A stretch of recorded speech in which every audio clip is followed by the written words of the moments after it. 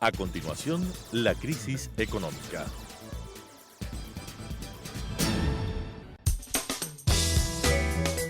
Clasificación B, bajo supervisión de un adulto.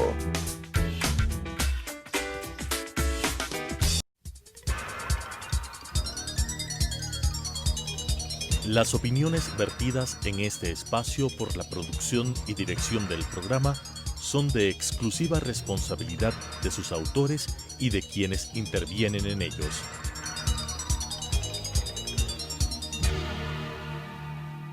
Telesucesos Canal 29 UHF presenta La crisis económica, asuntos de tipo económico, financiero, fiscal, competitividad, sector externo, cómo restaurar los equilibrios macroeconómicos del país, cuáles son sus soluciones para restaurar no solamente los equilibrios, sino iniciar la recuperación económica que todos los ecuatorianos queremos en este país, con la conducción del economista César Robalino Gonzaga. La crisis económica. Estimados amigos, bienvenidos nuevamente a este programa denominado La crisis macroeconómica del Ecuador.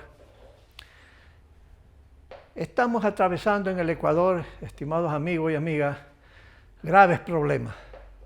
Antes de la presencia de este enemigo invisible que es el virus, coronavirus 19, ya la economía ecuatoriana adolecía de una serie de desajustes, de desequilibrios y de problemas en todos los frentes.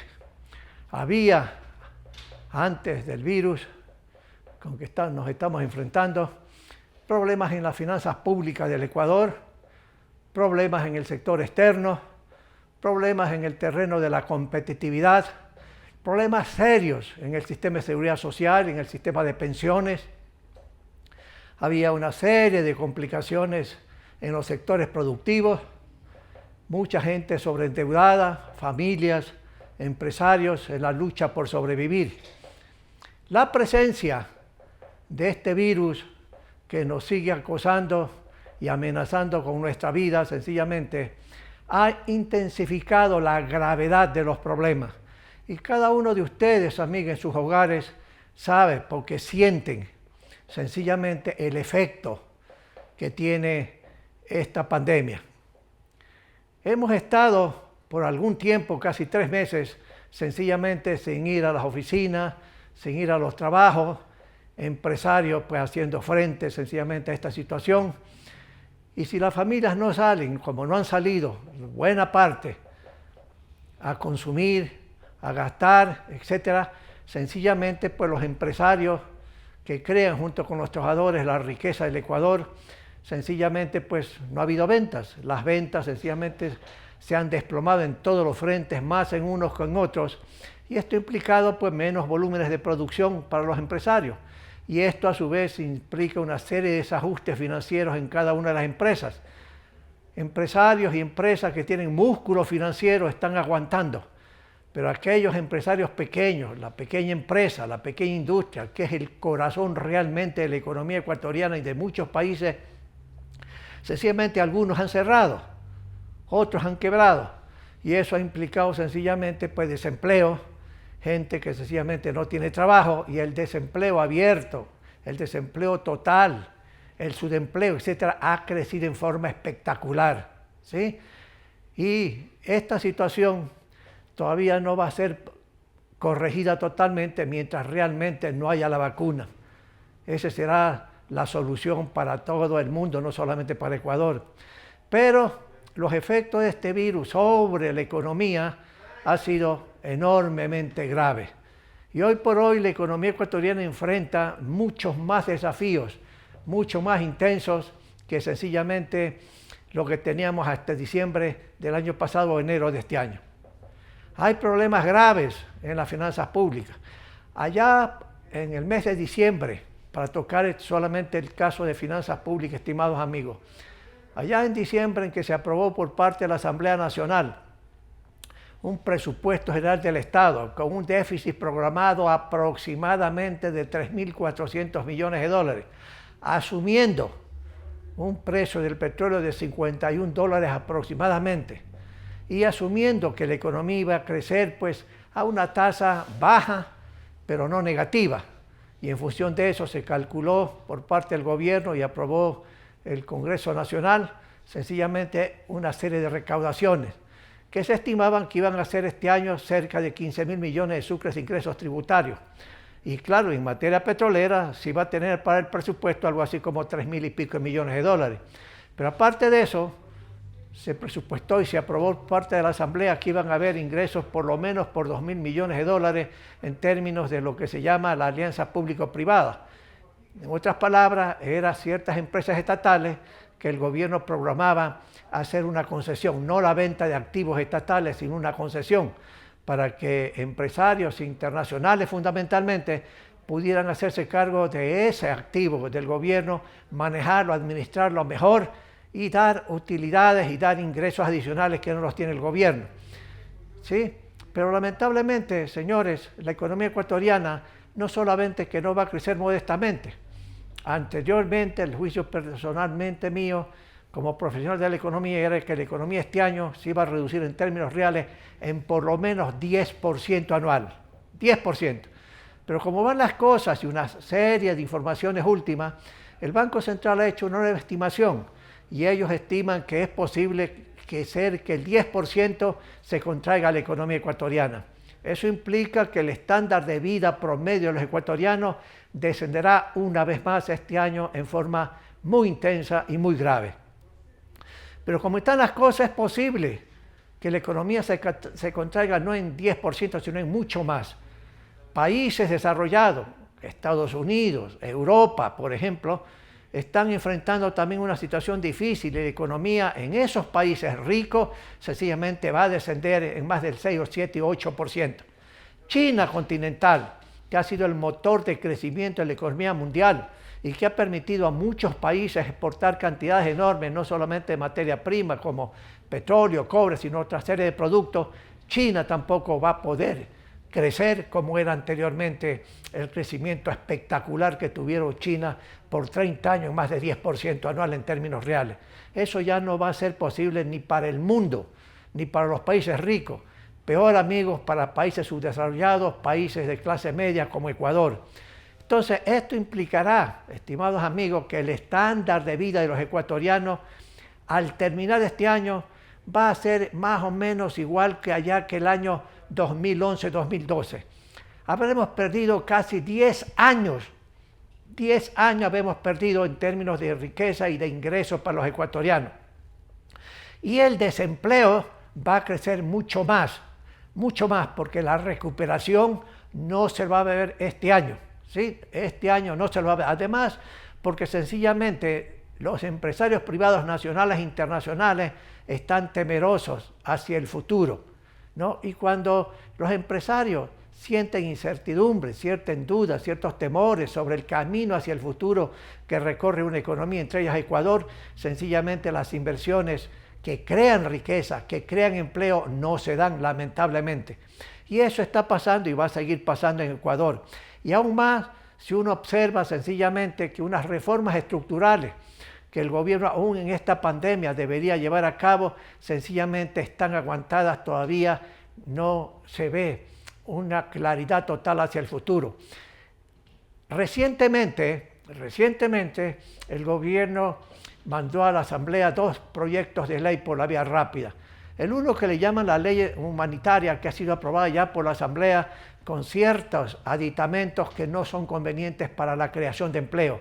Y naturalmente algo que tiene que ver con las finanzas públicas. Vamos a comentar un poco pues el primer tema, porque ya está en vigencia la ley que ha sido publicada creo que ayer o hace unos días pues en el registro oficial, ¿sí? En esa ley el gobierno propuso varias cosas importantes que se ha aprobado parcialmente. El uno tiene que ver en que los trabajadores y los empresarios se pongan de acuerdo en nuevas modalidades de trabajo, nuevas condiciones laborales. ¿A los efectos de qué? En cierta forma, y discúlpenme la expresión, flexibilizar un poquito el mercado laboral, porque hubo y ha habido y sigue habiendo problemas sumamente serios que obstaculizan la creación de empleo. Los líderes sindicales sencillamente no están de acuerdo con lo que se ha aprobado ni con lo que el gobierno sugirió a la Asamblea Nacional. Pero lamentablemente Yo creo que el gobierno, como varias veces hemos afirmado con nuestros invitados, ha fracasado en el tema de tratar de convencer, de explicar que la realidad actual del país es grave y que los líderes empresariales, igual que los líderes sindicales, igual que los líderes políticos, tienen que entender de que es necesario un ajuste, no porque nadie quiere el ajuste, sino porque los hechos exigen eso. Y en el mercado laboral, sencillamente, ese es el tema importante, porque las reglas del mercado, que tienen que ver con el código laboral, que tiene que ver con empleo, etcétera, etcétera, sencillamente es un código y es un marco legal que no invita a crear empleo. La mano de obra, así alguna gente no crea, la mano de obra en el Ecuador es cara. Por ejemplo, déjeme poner un ejemplo de en América Latina. En Ecuador, por ejemplo, si usted tiene una persona, una mujer, una dama que ayuda en los quehaceres domésticos a la familia, a la señora X, ¿no? Sencillamente hay que pagar el mínimo, que en Ecuador es $400, y aparte de eso hay que pagar el 13º, 14º, fondo de reserva, etcétera, etcétera, vacaciones. Y uno suma todo eso que es costo para el patrono. En este caso, pues, sencillamente la señora de la casa, que es la que realmente se entiende con estas personas. Y usted ve México, cuando ve México en dólares, cuánto ganan estas personas, es mucho menos que en Ecuador. Y eso es unos ejemplos simples en que la mano de obra en el Ecuador es cara. Pero bueno, en la ley se ha aprobado que los trabajadores con los empresarios se pongan de acuerdo en nuevas formas de trabajo. Y si no se puede trabajar 40 horas, sino 20 horas, supongamos, el sueldo tendrá que ser, pues, reducirse al 50%. Eso permite cierta flexibilidad. No es lo ideal en las circunstancias actuales en términos de lo que se necesita en el país para crear empleo, pero eso ayudaría a los empresarios.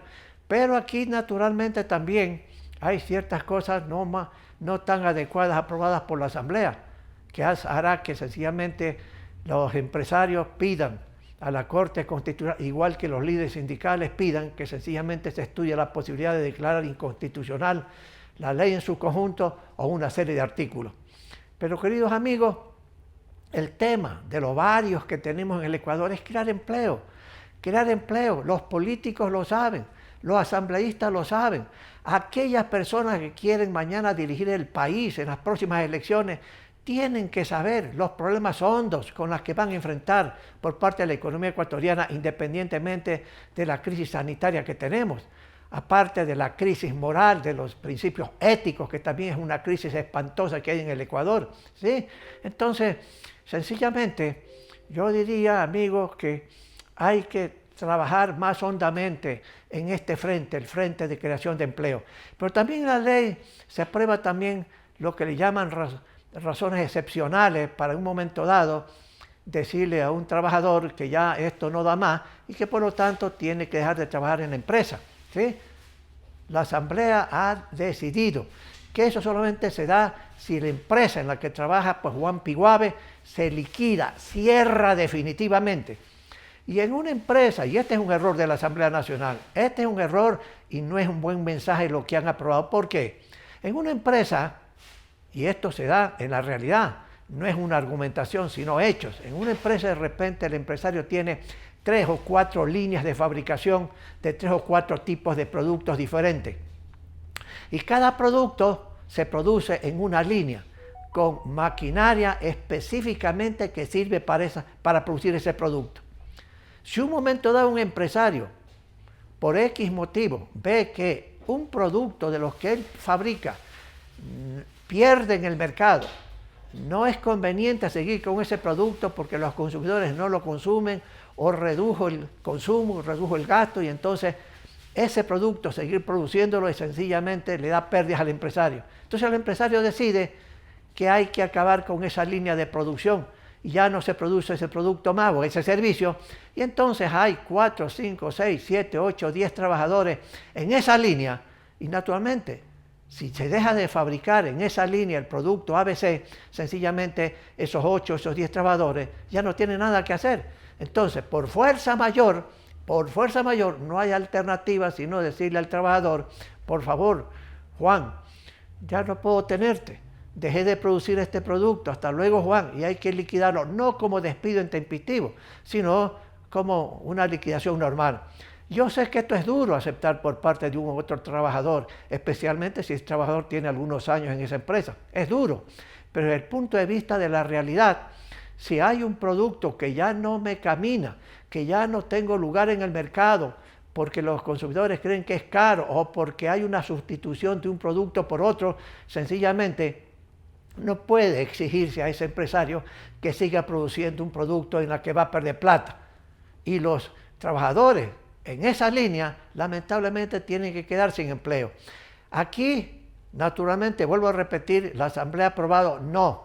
Para hacer eso, no importa si es una sola línea, la empresa tiene que cerrarse, tiene que liquidarse. Y en esa liquidación, ¿qué significa eso? Que se pierde empleo, pues, se pierde riqueza, ¿sí? Y ese empresario tendrá que buscar por cualquier otro lado qué hacer para sobrevivir.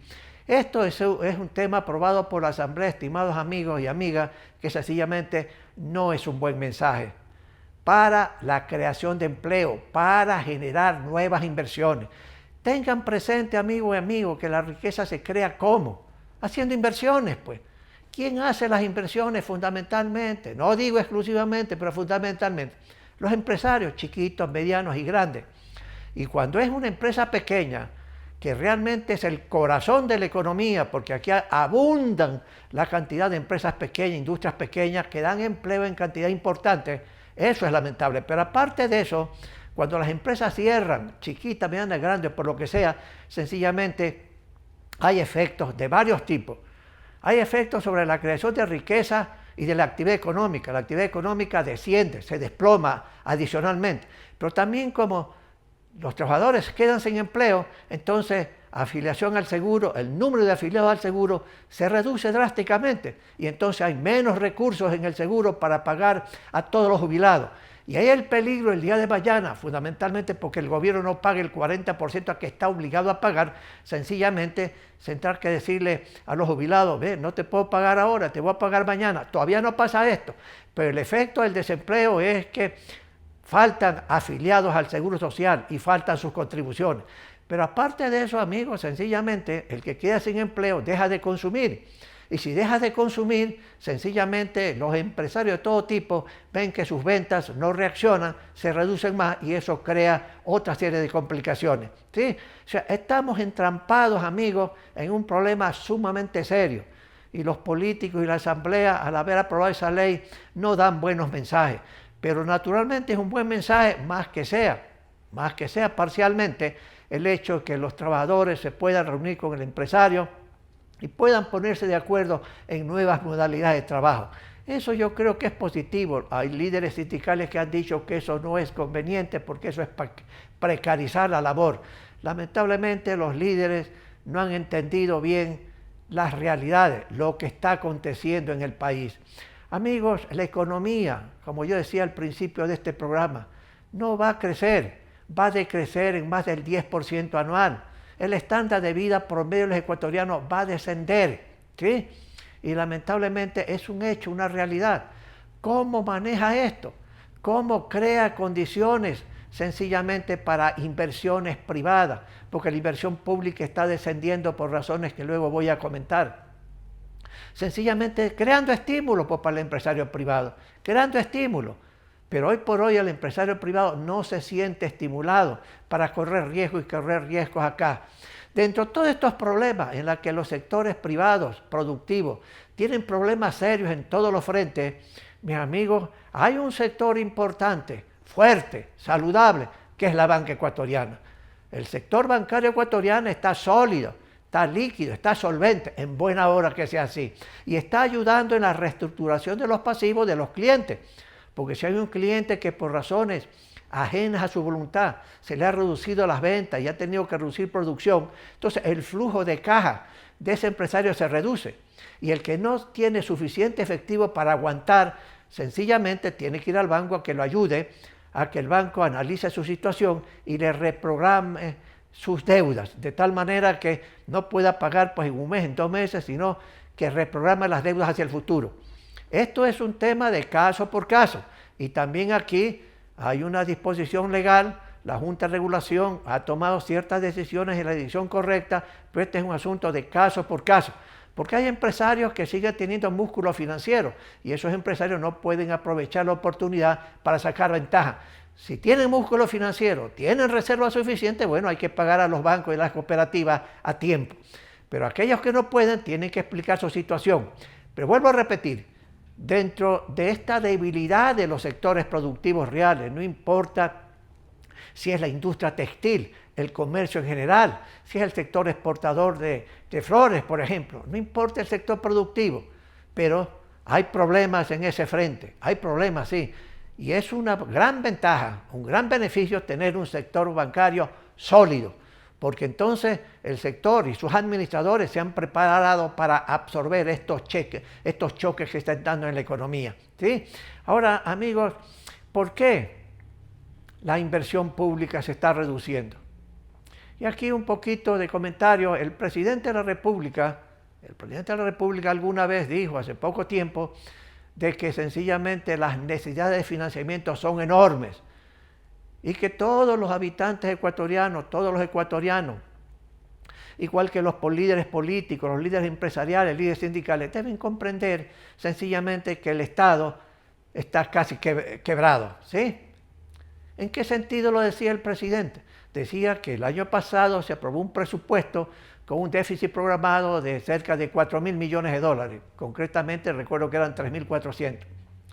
Pero por todos los problemas que han pasado en la economía mundial, en que el precio del petróleo se desplomó, terriblemente desplomado. Hoy por hoy creo que el Ecuador está vendiendo aproximadamente a cerca de $30 el barril. Aproximadamente. Pero se presupuestó $51 que iba a tener en promedio el precio del petróleo para el Ecuador. Eso no ha pasado y no va a pasar. Entonces hay una pérdida de ingresos para el gobierno en un monto importante, pero también no solamente es la reducción del precio del petróleo que perjudica al Ecuador porque ingresan menos dólares y también a la caja fiscal y a las empresas petroleras estatales.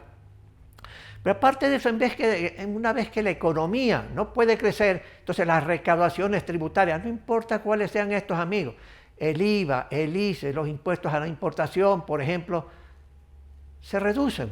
Ya no van a ser los cerca de 15.000 millones que este año se había presupuestado que iban a entrar a la caja fiscal, o lo que le llaman el sector público no financiero, sino sencillamente es posible que se pierda de 2 a 3.000 millones de dólares, ¿sí? Entonces los ingresos totales, sumando todo esto, aparte de que no va a haber las concesiones de 2.000 millones de dólares porque no hay condiciones en este momento para llevar a cabo eso, significará una pérdida muy importante en los ingresos del gobierno.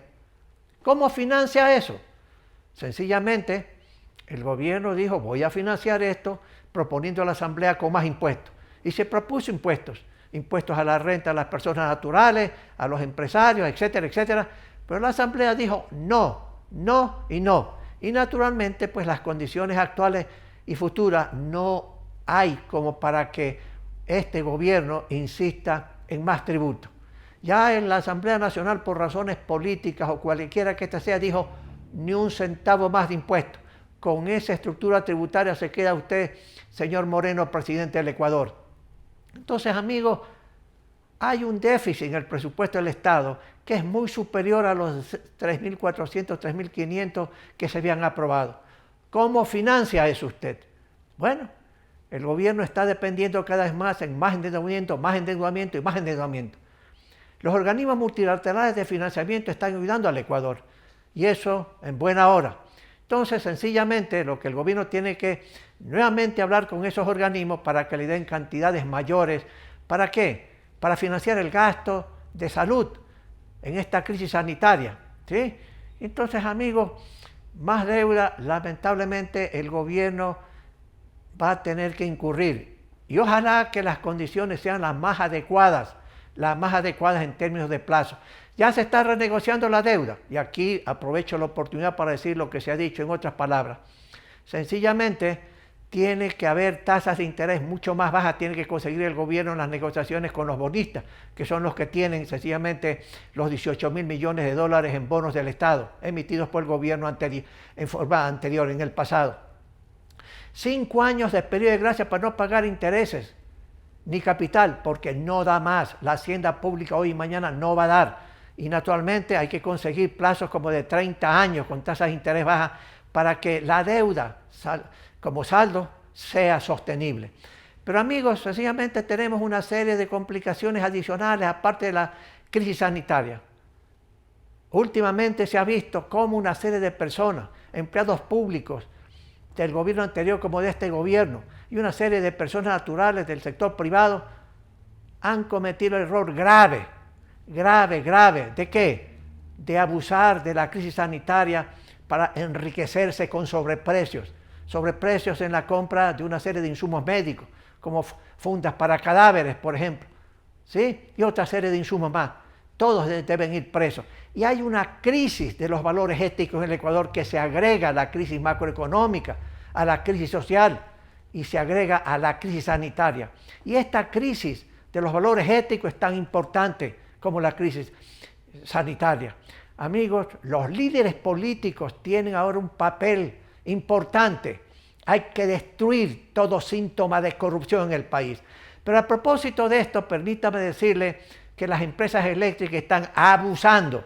Y yo le pido aquí al señor presidente, al ministro de Energía, que hagan cumplir las órdenes. No pueden las empresas eléctricas, como la empresa eléctrica Quito, cobrar más del 100% en el consumo de luz mes a mes. Varias gentes me han llamado, amigos y amigas y no amigos, de que por favor mencione este caso. Señor presidente, el gobierno a través de las empresas eléctricas está abusando.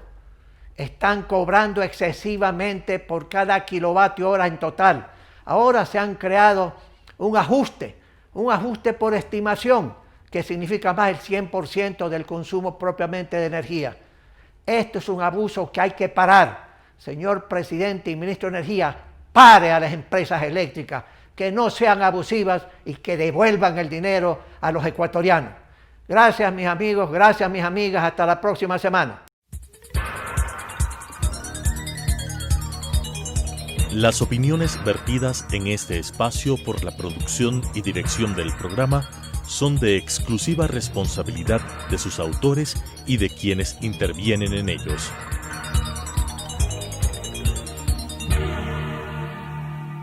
Telesucesos Canal 29 UHF presentó La crisis económica, asuntos de tipo económico, financiero, fiscal, competitividad, sector externo, cómo restaurar los equilibrios macroeconómicos del país, cuáles son sus soluciones para restaurar no solamente los equilibrios, sino iniciar la recuperación económica que todos los ecuatorianos queremos en este país, con la conducción del economista César Robalino Gonzaga. La crisis económica.